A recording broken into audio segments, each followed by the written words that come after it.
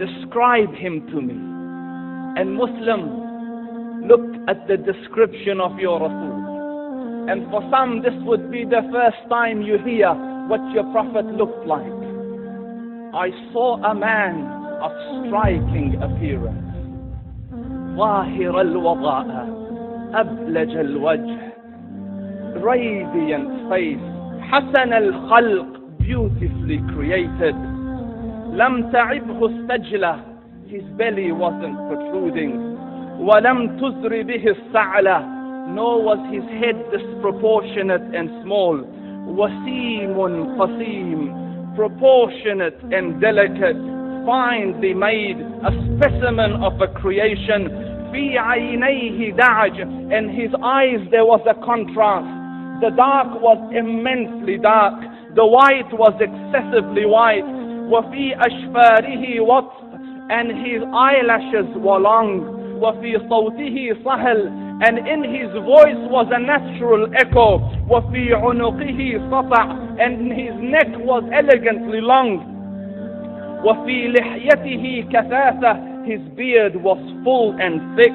أزج أقرن, his eyebrows were arched, but they were not joined. It was separated.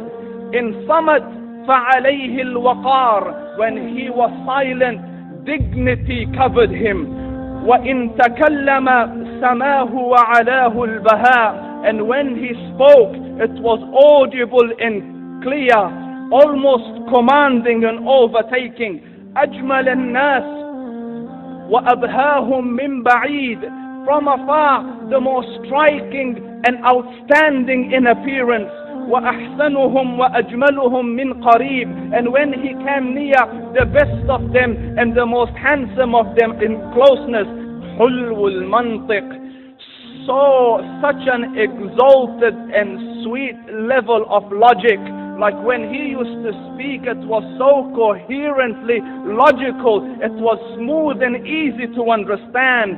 فصل لا نزر ولا هزر, he was to the point, not excessive nor too short. كأن منطقه خرزات نظم يتحدرن, his logic, his utterances, his words were like jewels coming out of a necklace, calculated, polished, one after the other. It would flow magically. ربعة, he was medium in height.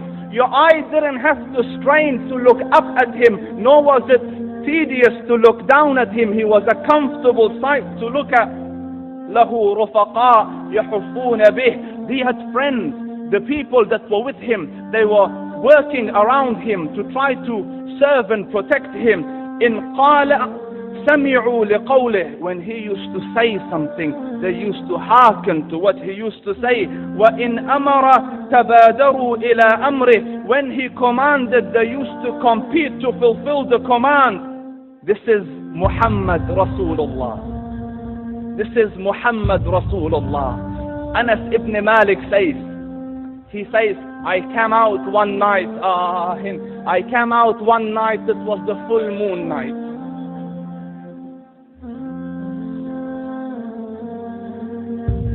And I looked at the moon, and in the desert, understand, the moon is an awesome sight.